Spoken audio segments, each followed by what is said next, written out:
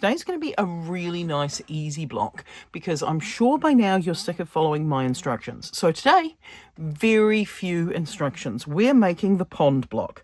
Yes, again, we should be able to work out exactly what it is that we're making by this point because I'm calling this a pond block. Now, the pond block is really easy. All we're going to do is cast on 40 stitches, and we're going to do the usual border that we've been doing on all of our blocks. So we're knitting the first 4 rows, no changes whatsoever. On each side, we're knitting 4 stitches. So I'm slipping the first stitch and then knitting 3 and then knitting the last 4 so that we've got this garter stitch border all the way around. Now, on the front-facing side of this block, everything we do is just a knit stitch. We knit every row across.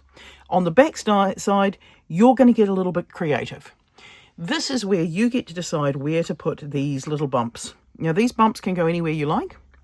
On the back side, when you're doing this side, you can see that I'm now just keeping them all on my granny square blocker now. When we're on this wrong side, you're just going to randomly pick anywhere along the row to do a cluster of either 3, 4 or 5 knit stitches. Anywhere along the row. You can do 3 stitches on one side, 3 stitches on the other side. You can do just a 5 in the middle, just a 5 on the edge, 2 4s. It's up to you. We're just going to try and make this as random as possible to be like ripples on a pond, the easiest way we can. This block is designed so that you don't have to think or follow any instructions whatsoever, because our final 2 blocks, which will completely reveal exactly what we're doing, will require doing some very exact stitches again. So enjoy this block. There is only one blue pond block in my pattern. Of course, you can do more.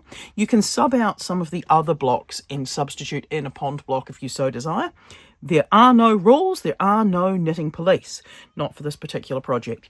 So we've got 60 rows in total. That's 4 rows of garter at the top, 4 rows of garter at the end, which means that in this middle section here, we've got 52 rows. In these 52 rows, on the wrong sides, we've got just anywhere along those wrong side rows, you're going to pop in either 3, 4 or 5 knit stitches to bring up these raised sections.